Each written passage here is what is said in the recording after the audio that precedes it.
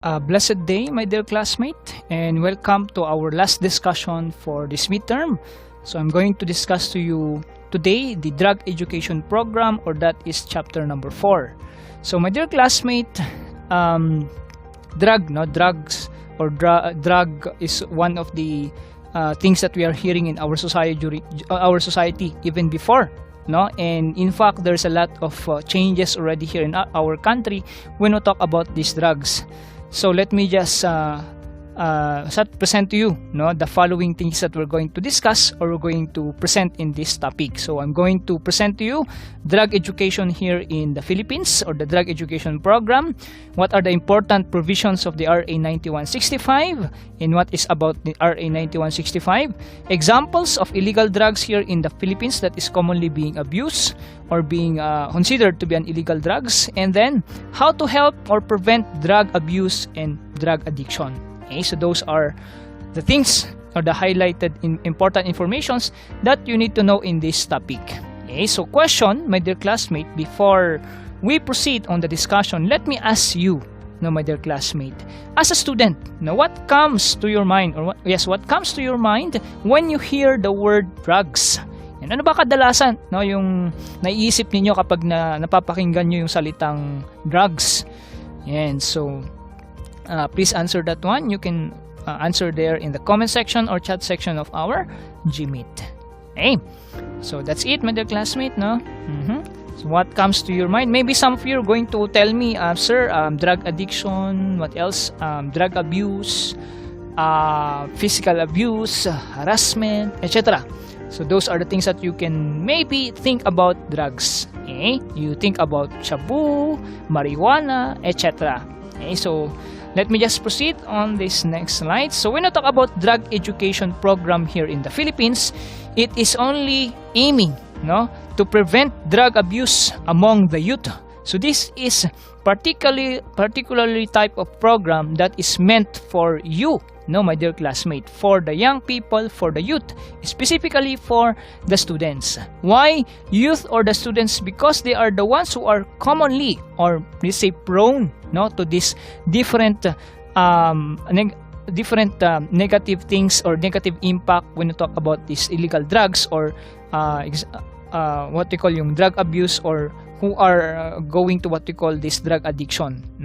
So basically, drug education program is meant for the young people, or for the youth, specifically students. And there are two words that you need to take note when you talk about this drug education program.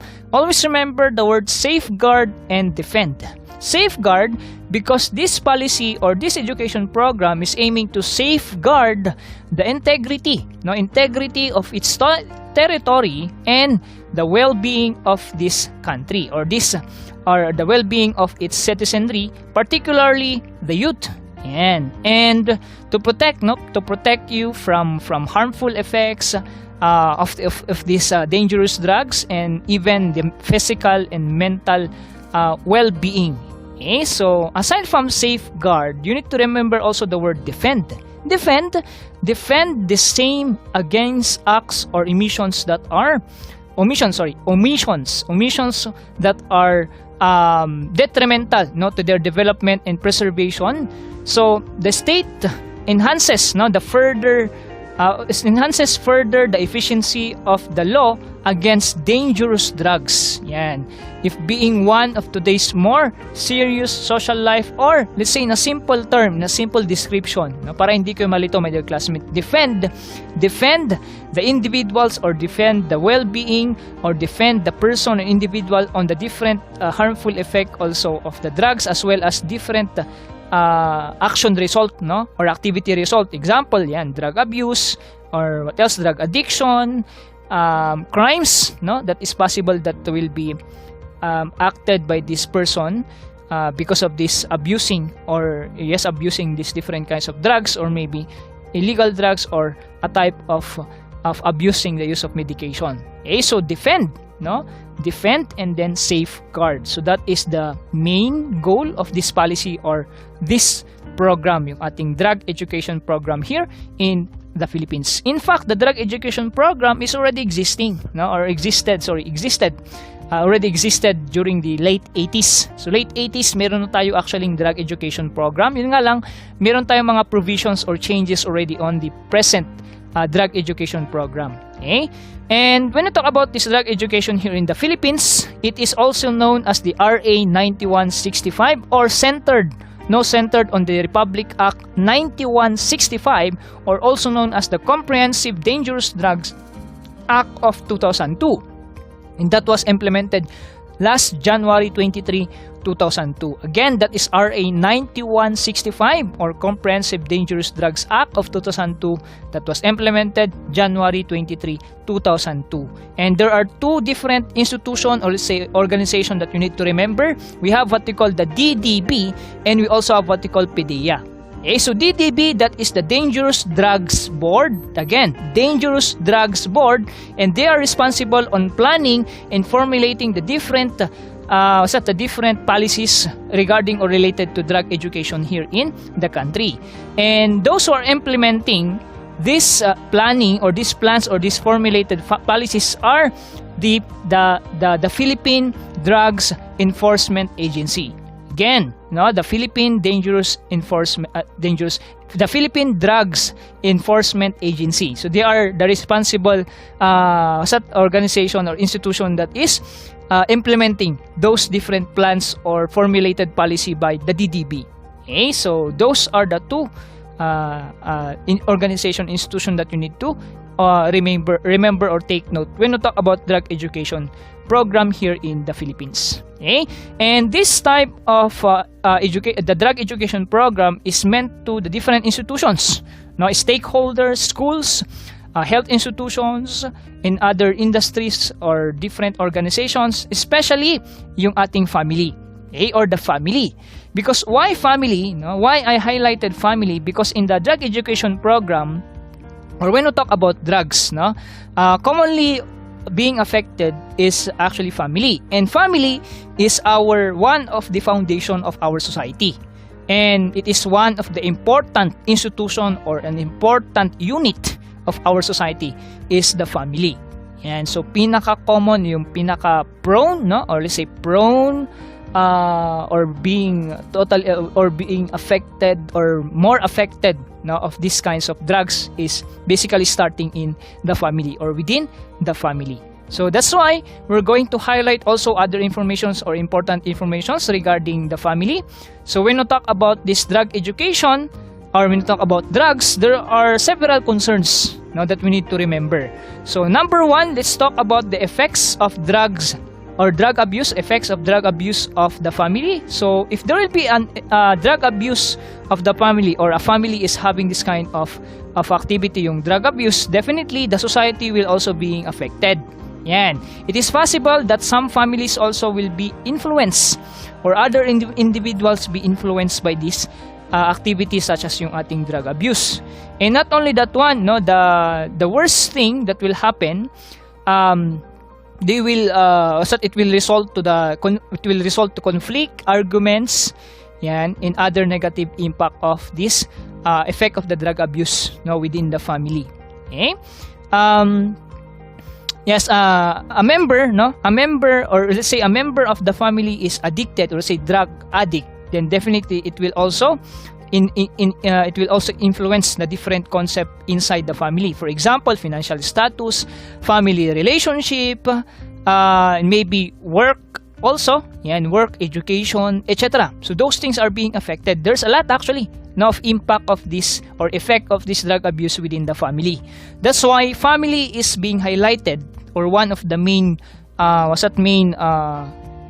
main institution or main unit that we need to consider when you talk about drugs, is that the family is the foundation of our society. Okay, so there's a big effect or big impact of this drug abuse in the family. Okay, and then let's try to go over one by one this different what compose now the family. So let's start with what we call yung family relationship. So commonly the thing that is being affected is number one, family relationship. So let's say for example a husband, or maybe another way, maybe the wife also is addicted, yan, or drug addict, then it will affect now yung relationship. So this is one of the reason why we have conflict, no, or there is a argument between the husband and wife, yan, because of this drug abuse or drug addiction, one of them. And also the relationship between the children, yan, children is prone also, no, on the effect of this drug addiction or yung ating let's say yung drug abuse, no. So malaki, my dear classmate, yung impact ng drug abuse or drug abuse within the family, or when you talk about family relationships. So the worst thing that will happen, yan, if you heard some news, no, or if you read some article, the sad news or the sad reality that happened is that within the relationship, it will result to what we call family. The family will be broken. What else? Worst thing that will happen also is that the family will be killed. Yan. So either the husband, or let's say the father, will going to kill all the family members, or the other way around, no, either the child also, yan, maybe because of rebellion, etc. So those are some cases, no, that is the sad reality that is already happening here in our society. So family relationship is being disrupted because of these drugs, or yung drug abuse and even drug addiction. And children, yan, children are prone to this effect of this drug abuse or even yung drug addiction. So sometimes there is a common reason, no, why children are having this kind of actions or activity, yung drug abuse. Maybe because lack of attention, yan, lack of attention, or maybe mental disability or mental disorder. What else? Because of physical abuse or sexual abuse. So that is the cases, no, according to study. And again, children are prone to this kind of prone to the effect of this drug abuse or drug addiction, and they are also the ones who are conducting this kind of activity due to some considerations or some reasons, no. Yun nga, physical abuse, not only physical abuse but even verbal abuse, no, that will also lead to what we call this drug abuse, or will lead them to take now illegal drugs, or to have or to do drug abuse, or will undergo now what we call drug addiction. So aside from the children, yan, on the other way around, we talk also about the parents. Yan, parents are having an important role within the family. No? Parents are the ones who are protecting the children, but due to this drug abuse, it will lead in the other way. Now, maybe the parents will also the ones who are threatening the life of the children. So the worst case, they were going to influence, no, the children to have also this kind of activity. What else? There will be occurrence also of conflict, argument, yan, a broken relationship, no, between the children and the parents. And worst thing, yung killing, no, killing, or there is a murder case already inside the family because of these drugs, or the drug abuse and the drug addiction. So that is the worst thing that is happening in reality. That's why we need to consider, or we need to take a look or consider the family, or the important unit here in our society, which is the family. So napaka-importante ng family, from the parents to the children. And when we talk about this drug abuse, there are also ways, no, that we can do to prevent as well, no, this kind of effect of the drug abuse, and that will be presented to you later on. So family. So the role of family within our society, in line to these drugs, or let's say drug abuse and then drug addiction, we need to, number one, the family should be aware. There should be awareness in every member. Every member of the family should have awareness regarding these illegal drugs, regarding this drug abuse, regarding drug addiction, etc. So that everybody will be informed, everybody have a knowledge, everybody know what will be the effect, the bad effect, the negative effect, negative impact of this use of these drugs, or this kinds of abusing this kind of medication, etc. So that's a good thing, no, to remember when you talk about the family. What else? Education. So education is very important also inside the family. So we need to be educated. What is all about this kind of drugs? What is all about drug abuse? What is all about drug education? Or drug abuse, drug addiction, etc. So education is very important also in the family. And lastly, parents modeling. So I have said, no, parents are having a very, very important role inside the family. or within the family. Parents are the one who are protecting the children. At the same time, parents are considered to be the role model of the children. Yan. And also the ones who are leading to the positive actions or positive activities, or good things to the children. Not the other way around. And also the ones who are going to protect from these harmful drugs or harmful medication, etc. So parents modeling is very important, within the family. So those are the 3 different terms that you need to remember when you talk about the roles of the family. In that way, we can prevent, we can help to protect our family to these kinds of drugs, these kinds of illegal drugs, these kinds of illegal medications, etc. Okay? And now, let's try to learn more about drugs. So, aside from drug abuse, let's try to understand what is all about drug addiction. So, if in the drug abuse, a person is undergoing what we call abusing drugs or abusing the use of medication. So, as time goes by, it is doing it repeatedly, etc., until such time that it will be addicted in these kinds of drugs or this kind of medication. That's the time that we have already what we call drug addiction. And there are certain terms that you need to remember when you talk about drug addiction.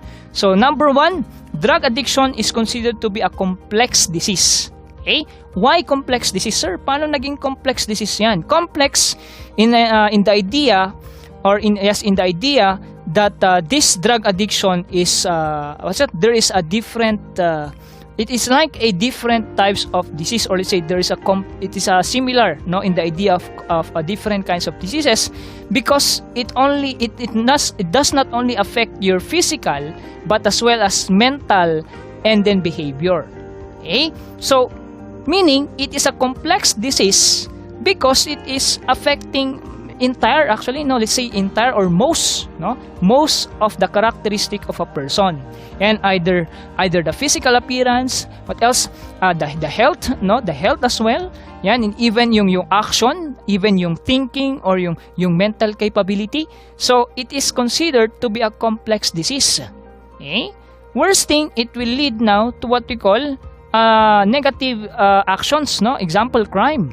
Yan, kaya it's considered to be a complex disease, yung ating drug addiction. Yan. And according to the reference, according to study, there is no single factor that can predict who will become addicted to drugs. Okay, so it's very complex, very complex disease. Kasi hindi mo masasabi kung sino yung drug addict with this kind of, or kung sino yung drug addict, or what person or that person is being addicted to drugs, and because it's considered to be a complex disease. Yan, kasi nga maraming factors, it will influence, let's say, either yung genes, or maybe yung environment also is one of the factors, and even yung age of this individual or this person. And that's why it is called a complex disease. So napaka-komplikadong disease, hindi natin alam kung sino yung mga drug addict. Hindi natin alam kung ano yung reasons, kung bakit nagkakaroon sila nagkakaroon ng drug addiction, etc. Kaya naging complex, napaka-komplikado. At the same time, yung effect ng pagiging drug addict, it's also complicated. It's also a complex, very complex kasi napakaraming epekto. There's a lot of effect of this drugs, or if you are already drug addict, there's a lot of impact within your life, or your physical, your mental, and even your behavior. Okay, what else? Aside from complex disease, ang drug addiction is also known or considered to be a developmental disease. Developmental. Why? Because it doesn't mean that you take one time you take only let's say you take drugs, or let's say you take shabu or cocaine or marijuana, and that is not unexplained. You cannot explain, or you cannot say that that person is already addicted. Okay, so it's a developmental disease because from the time that you started taking in this kind of drugs or taking in this medication, and then repeatedly you're doing it, etc., until it will be developed. It will be become your hobby, or not really hobby, but you are already addicted. You are doing it over and over and over again. So it's considered to be a developmental disease. So it begins usually in adolescence or even childhood, when the brain continues to undergo changes. So it's a developmental disease, because it can really affect now our thinking or even our behavior, no? So there is a continuous changes now within the thinking, within the behavior, and even yung physical appearance or yung structure ng physical body. Okay, that's why it's developmental, no? It develops now the different changes inside and even outside our body, no? Our thinking, our actions, etc. So it is called as developmental disease. Okay, and one worst thing, no, worst cases is that those started from the childhood until they grow. Yeah, and that is the worst case actually that is happening, because it's really hard, no? It's really hard. It's really difficult to stop this kind of addiction or this kind of disease, yung ating drug addiction. So napakahirap, even though they're undergoing what we call rehabilitation, but still, no, since the time, no, the development of this disease is for the very long time, it's really hard for them to cope up with this kind of disease. But still, no, there are a lot of ways to counter or to prevent this kind of disease, no, na tinatawag natin na drug addiction. So it is also known as developmental disease. And there are also ways, no, to prevent, or let's say prevention and early intervention work best to those who are being addicted to drugs, or those individuals that is possible, no, na nagkakaroon ng drug addiction. Okay? And yes, we have said, no, example is that the intervention, especially inside the family or within the family, no, we have said parents, no, can intervene actually to the children. So if they notice, if they observe, no, what is happening in the child, so they can intervene. They're going to talk to the child, etc., and so on, and vice versa, no. So other family members can also have an intervention, no, towards this kind of person who are observed to be possible na nagkakaroon na ng drug addiction, or nagiging addict na sa drugs.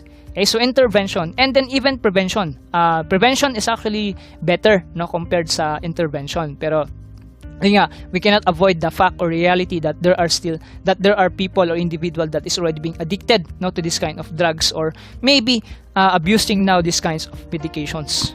So intervention or prevention, pero best pa rin, no, yung prevention, kasi nga as we are aware, we are being educated about these drugs, at least we're going to prevent to become drug addict. So the knowledge, yan, the education, the informations, the awareness, no, it's very important when we talk about this drug addiction, or when we talk about these illegal drugs and other informations that is important, no, for us to prevent this kind of disease, either this kind of disease, which is yung ating drug addiction. So this disease, no, disease pala yung ating drug addiction. So that is a good reminder to everybody.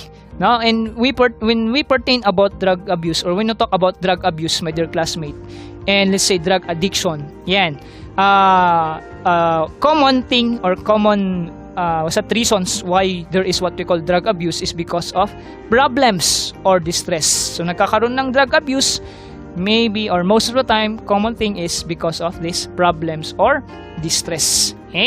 And drug abuse is also known as substance abuse or chemical abuse. So it's not commonly pertaining only to what we call yung shabu, yung cocaine, yung marijuana. Not only that one, no, my dear classmate. We are not only pertaining to that one. We don't talk about this abuse drugs, or when you talk about drug abuse, there's a lot actually, no, substance abuse or chemical abuse. So pwedeng yung mga certain types of medications or medicines that can be both in the pharmacies, no, they can be considered as a chemical abuse, or a person or individual can abuse actually this use of medications and this use of medicines. And even the use of smoke and cigarette or even alcohol, and this is considered, because these are substance, no, yung alcohol is considered to be substance, and because we are drinking, no, yung alcohol. So if we are abusing and we are drinking too much, yan, abusing drinking every now and then, over and over and over, that will lead now to what we call substance abuse, and it's also considered to be a drug abuse. And we have some examples, no, of common types of drugs that is being abused. We have narcotics, And we also have stimulants medication. So again, medication, no, hindi lang limited doon sa mga common na napakikinggan natin sa mga news or in the different articles, no, or news articles. Yan, narcotics, they are using narcotics or abusing narcotics because narcotics is actually used, no, to solve yung severe pain. Yan. So it can be used as a medicine for severe pain. What else? Stimulant medications can be used for behavioral problems. Yan, so lack of attention, hyper energy, etc. Yan, if you heard about yung ADHD, no, na tinatawag natin, yan, gumagamit sila actually ng stimulant medications.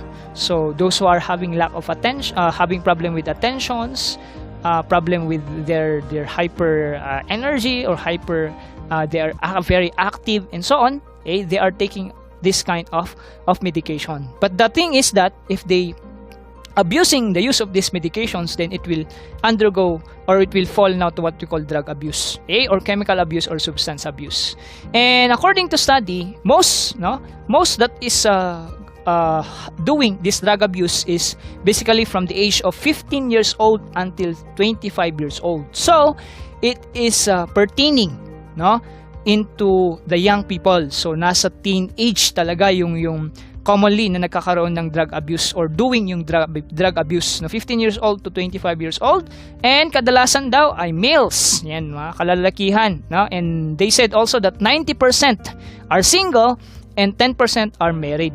Okay, so 90% single. Ayan. So, bakit single? Because yan commonly sa mga high school, college students as well, jobless. Yan, pero yung mga jobless because of problems, because of the things that they are a lot of things that they are thinking, they are doing this kind of drug abuse.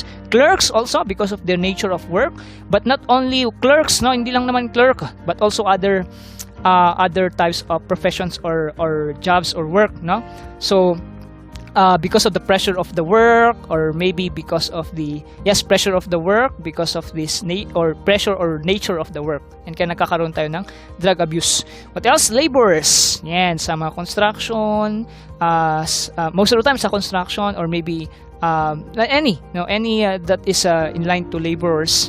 Yan, so because of maybe severe pain, yan, physical pain, they are also using, no, these kinds of substances. Example yan, pinaka-common, no, yung alcohol, cigarette, etc. But other kinds also of drugs and then medicines, no? So those are the common informations related now to drug abuse, okay? And that is being observed, no, here in our country. If you watch also, no, yung ating video that I asked you to watch during the previous day or previous meeting, and is still connected also when you talk about this drug abuse. And then we have also here an additional information in a small family, yan, in a single family or small family.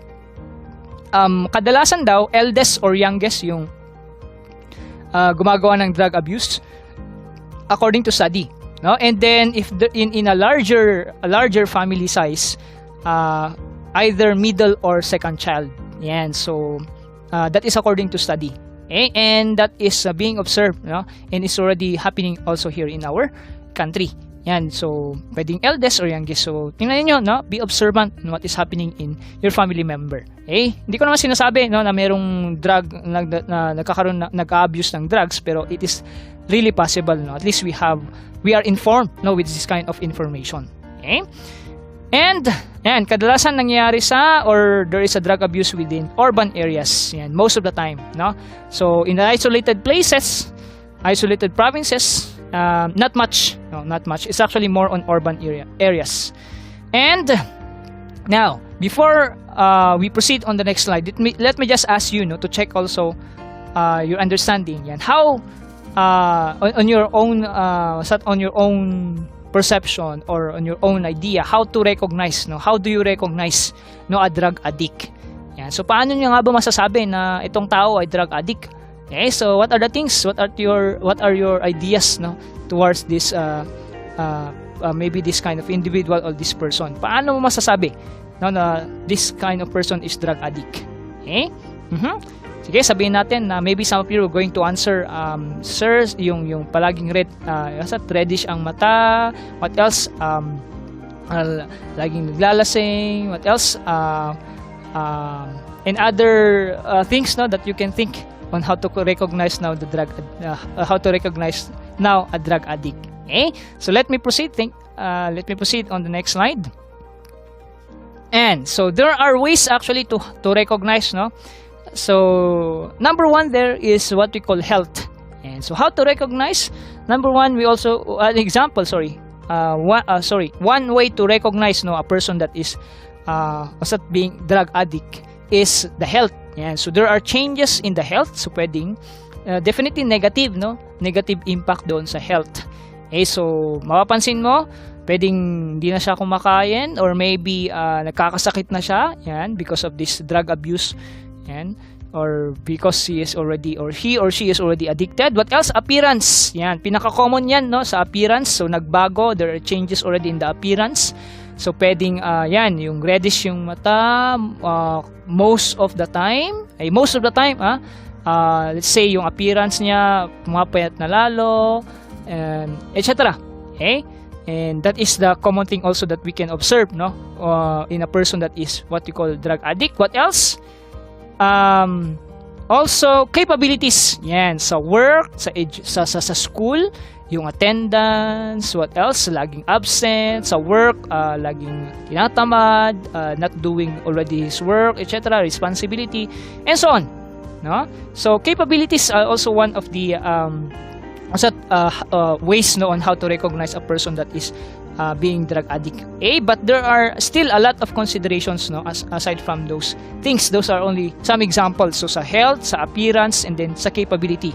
Because I only presented these three because this is commonly, no, being observed within our society or within a person that is actually drug addicted, or drug addict. Yan. Hey. So health, appearance, and then capabilities. So that is how we can recognize, and there are a lot more, no, ways that we can recognize actually a person that is being diagnosed. Number one also is that undergoing now what we call drug tests. Yun yung pinaka proper na protocol, no.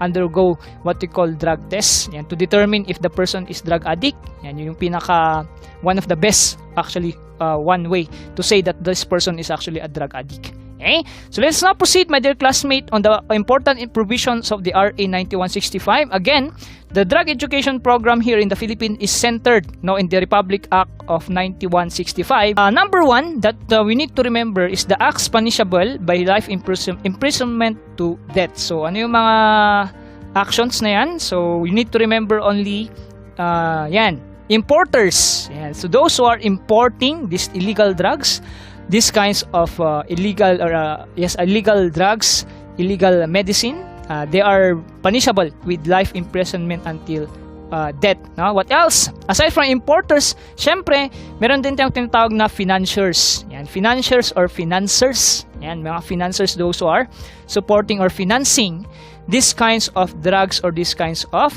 illegal drugs or these kinds of substances or chemicals. Okay? And also, those who are exporting. Okay? So, yung mga nag-export, yung mga nagtutulak, yan, in our term, yung mga nagbebenta, those are punishable by life imprisonment, not to until death. Okay? And then, last is those who are maintaining. Yan. So, those who are maintaining these transactions or maintaining the source, no, resorting, yan, maintaining or resorting these kinds of drugs, yan, so they are punishable with life imprisonment to death. Okay, so that is one important provision kasi nga sa old na RA 9165, yan, wala actually ganitong as we have a lighter punishment to those actions, no? So importer, financiers, and then exporters, as well as yung maintenance or resort, no, for these drugs. Yan. Importers or may terms ba, no, transporters, yan, importers, exporters or exporters, distributors, yan, brokers, transporters. Okay, so those are punishable with life imprisonment until death. Okay? And next one, important provision of the RA 9165, we have the acts punishable by life imprisonment again to death, but this time possession of dangerous drugs. So those who are holding, no, those who are possessing these kinds of dangerous drugs. So number one, those who are having what we call, at least they possess 10 grams or more of this illegal drugs. Example, yung opium, yung heroin, yung cocaine, etc. So they are punishable with life imprisonment. What else? Again, 10 grams or more. Aside from 10 grams or more, those who are possessing 500 grams or more na marijuana. Okay, so this is basically more to those who are planting, those who are selling also, no? Possessing, possessing, kung meron kang hinahawakan or you possess this kind of illegal drug, yung ating marijuana na nagkakalaga ng 500 grams or weighing 500 grams or more, you are punishable to this life imprisonment. Okay? And then last one is yung ecstasy. No, if you have heard about ecstasy and LSD and other dangerous types of drugs, no? So common yung ecstasy at saka LSD. So 10 grams 10 grams or more of other dangerous drugs, so yung iba pang types ng drugs aside from the marijuana, aside from heroin, aside from opium, aside from morphine, aside from cocaine, aside from shabu, etc. So other different dangerous drugs, 10 grams or more, you are punishable with this type of life, punishable by life imprisonment to death. Okay? And take note, no, yung ecstasy na sinasabi ko kanina, ecstasy is also known as methylene, or there is a content of methylene sa methamphetamine. Yan, minsan kasi present ito, no, sa mga drugs or sa mga medicines na binibenta sa pharmacy. So be very careful, no. Meron tayong tinatawag na methylene methamphetamine, yan, or MDMA. So kapag present yan sa binibili mong medication, yan, possible, no, na maging source yan ng maging addict ka, or maybe it will fall under what we call drug abuse. Okay? Sometimes this is also called yung ating yung ecstasy, tinatawag din na hug drug or feel good drugs. Yan, so yung mga feel good drugs, ecstasy, hug drugs, and those are other types of illegal drugs. Okay? So other details, you can actually check out yung ating additional information, you can check out yung ating module. Okay, so another one that is important provision for RA 9165 is the acts punishable by life imprisonment to death. This is more on the plantation, yan, or let's say more on agricultural process, no? So sa pagplant or pag-cultivate ng type of these kinds of drugs. Example, yan, if you try to plant or come up with cultivation or plantation of this, let's say, marijuana, yan, so punishable ka rin ng imprisonment to death. So dapat alam natin to. Now that's why no wonder that if we go back again on the previous or in the history of our news here in the Philippines, we can observe, no, a lot actually who are planting this kind of types of illegal drugs, no, especially yung marijuana. Yan, pinaka-common actually here in our country. What else? Aside from cultivation and culture of dangerous drugs, and cultivation or culture of dangerous drugs, what else? Possession. Yan, possession pa rin. So possession of dangerous drugs during parties. Yan, during parties, meetings or social gathering. Yan, 2 person or more. So no wonder when we watch movies, no, when we watch movies or videos, sometimes if they are in a party, no, and then someone are taking drugs or they are taking drugs kahit na konti-konti lang, that is still punishable, no, but if you are caught in act. Yan, so group, no, sa parties, sa meetings or even social gatherings, so they are punishable with life imprisonment to death. Okay, so another important provisions that you need to remember, eto, acts punishable by lesser penalties. So there are also lesser penalties aside from punishable by life imprisonment, no. So lesser penalties, example, 10 grams, no, 10 grams or more but less than 50 grams of shabu, Okay? So pwedeng 20 years yung penalty or to life imprisonment, pwede rin, no? Or 5 grams or more but less than 10 grams of shabu, pwedeng 12 years yan to 20 years na imprisonment. Okay? And other examples, no, or other necessary actions, no? So pwedeng rin let's say unlawful prescription. Yan. So pwedeng yung penalty is yung lesser penalty is life imprisonment pa rin naman. Pero lesser penalty yung nakalagay diyan. Now what else? Unnecessary prescription or unlawful prescription, the same. You are a protector or a cuddler of those drug lords, okay? Or yung mga drug pushers, etc. So pwede ring mag-fall dito sa acts punishable by lesser penalties. So pwede kang makulong ng 12 years to 20 years. So yan. And even less than, no, if you are possessing or holding less than 5 grams of any dangerous drugs, any dangerous drugs, then you can put to prison 12 years until 20 years. So those are one important provision of the RA 9165. And we also have other provisions. Meron pa rin tayong ibang other provisions. So example, yung penalty, no? So number 1, yung penalty. So meron tayong 6 months to 4 years na imprisonment. So use of drugs, no? The use of drugs, first offense. So pag first offense, that is 6 months. Kapag second offense, pwedeng 6 years to 12 years. Kapag third offense na gumamit ka or you use drugs, pwedeng mag-fall ng 12 years hanggang 20 years na imprisonment. Okay? And we also have life to death na penalty. So for any public officers or authority that is possessing or using these dangerous drugs. So yan, kaya no wonder, no, that police officers and in other authorities are being caught with this type of possessing or using these kinds of drugs are being punished, no, with life imprisonment or life to death imprisonment. Okay? What else? Yan, in line to life to death, sabi dito, misappropriate or misapplies or fails to account for confiscated drugs or planting of evidence. Yan, pwede rin, no?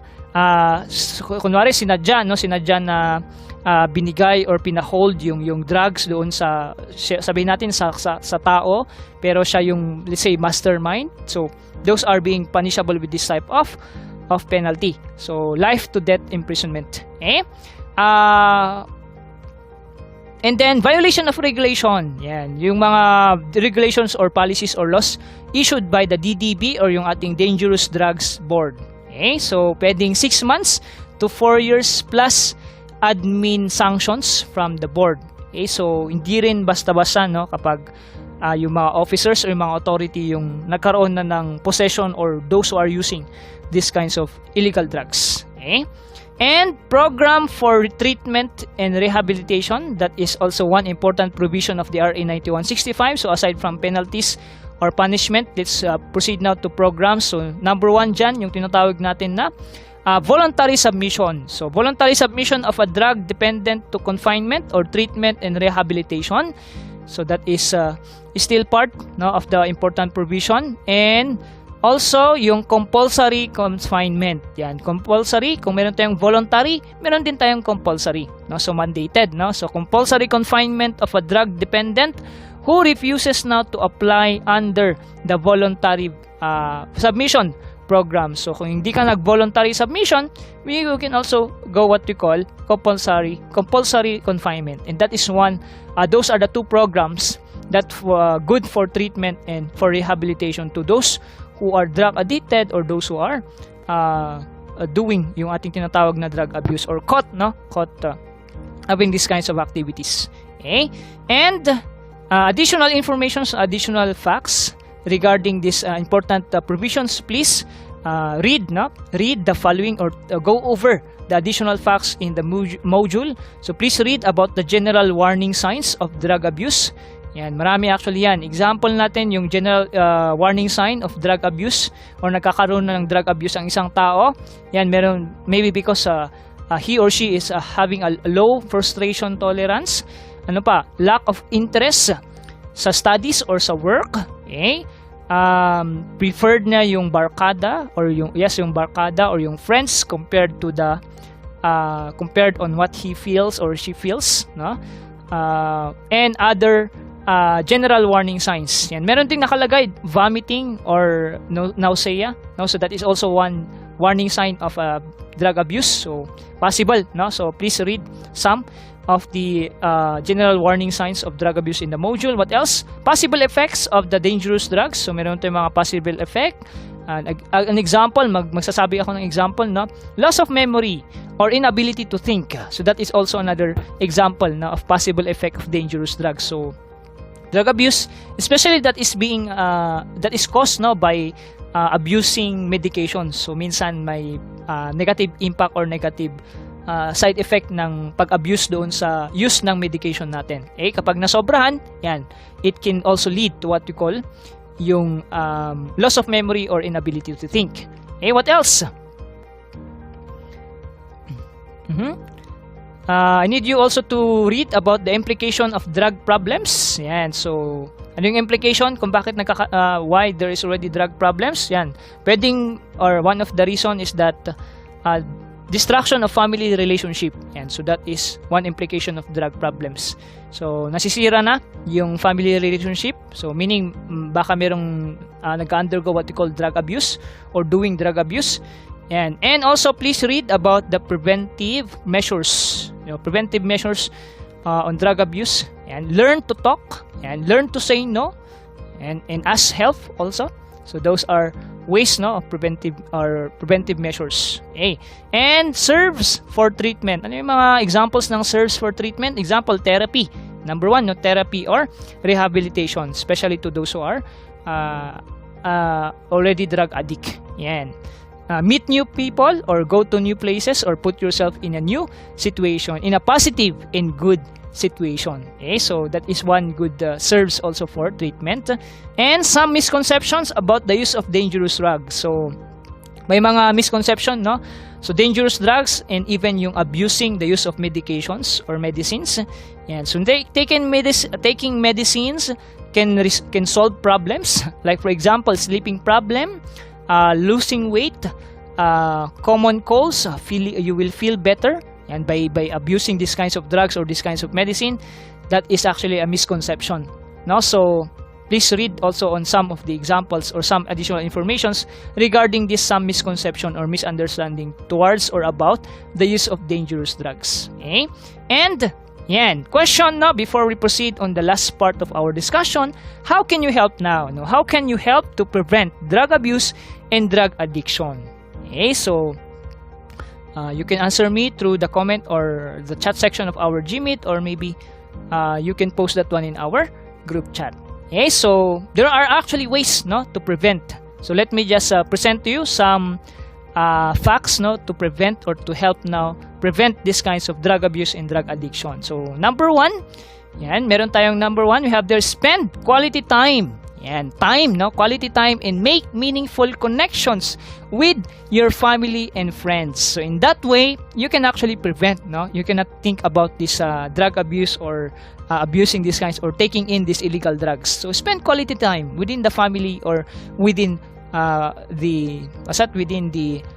within our friends. So time, and then quality time, and then connection, meaningful connections. What else? Number two, open the conversation. Open the conversation about drugs by asking them about their views.